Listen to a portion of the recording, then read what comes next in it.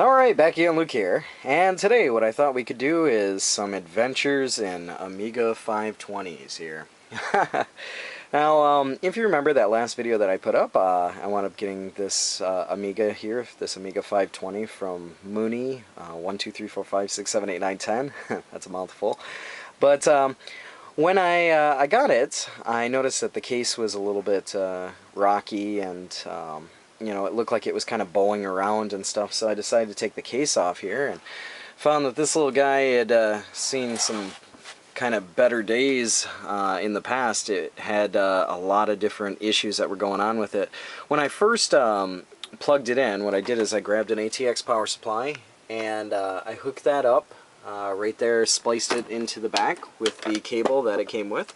I plugged in the video adapter here, and I have that up on my monitor over there. When I flipped the switch on the power supply here, what wound up happening is the power supply turned on for like a split second and then turned off. And you could hear the machine go like, "Chew, chew." And I was like, well, what is going on here? Why is there power failure?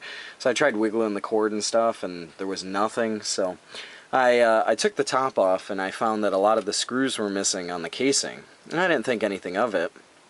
But when I did, you know, take the casing and the cover off, I figured I might as well mess around with the disk drive, because the disk drive wasn't really turning on or doing much of anything either. So I put a disk in, and it wasn't doing anything, so I took that apart and cleaned that up. And I put it back together, and when I, you know, kind of slapped everything back together, I didn't, you know, mess around with the shielding or anything like that, just put it back on and tried it again, and it didn't work again. So I was like, what is going on with this thing? So I just kind of like tapped the top a little bit, and the power flipped on. But when the power flipped on, what I noticed is this light, or both of these lights, were super dim, and I thought to myself, why are those so dim? You know, it just seemed really strange. And when I did turn the power on, I saw like a blip on the screen, like it was ready to turn on, and it just stayed there. It didn't do anything.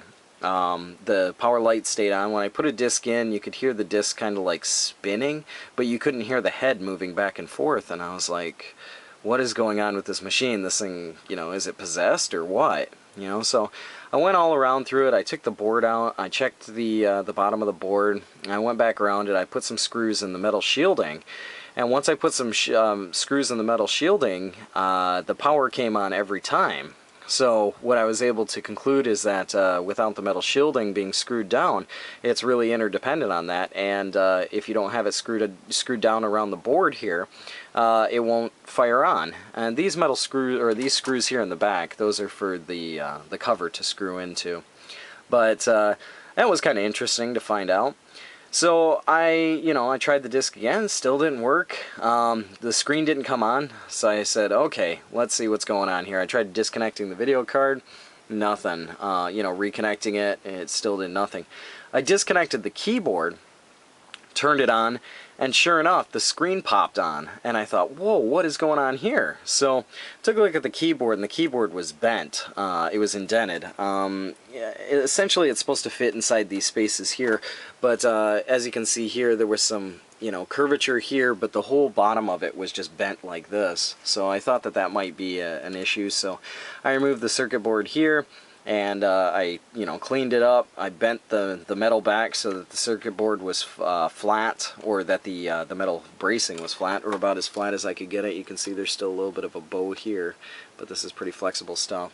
But to get this back, because I thought maybe some of the keys were making contact, and they shouldn't have been.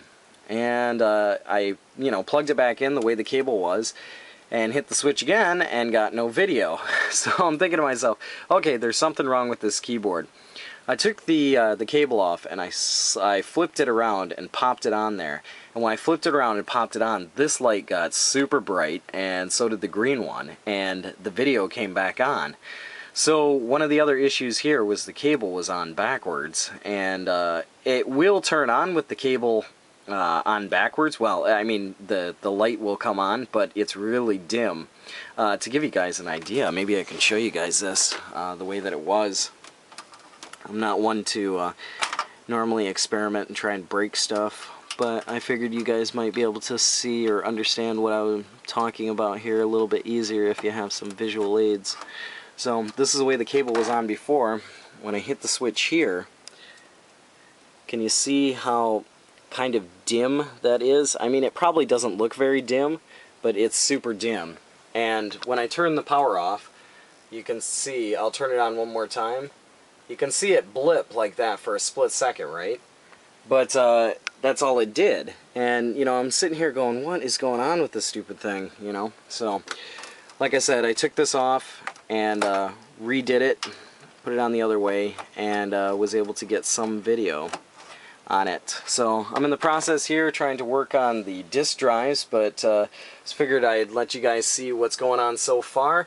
Appears to be in black and white here, so I'm guessing this thing is a European model here, but nonetheless, just getting video. So just wanted to share this with you here, and my battery's about to die. But yeah, I'll keep you guys updated here, and that's about all for me for right now. Like always, I'll put up another video here soon, so thanks for watching.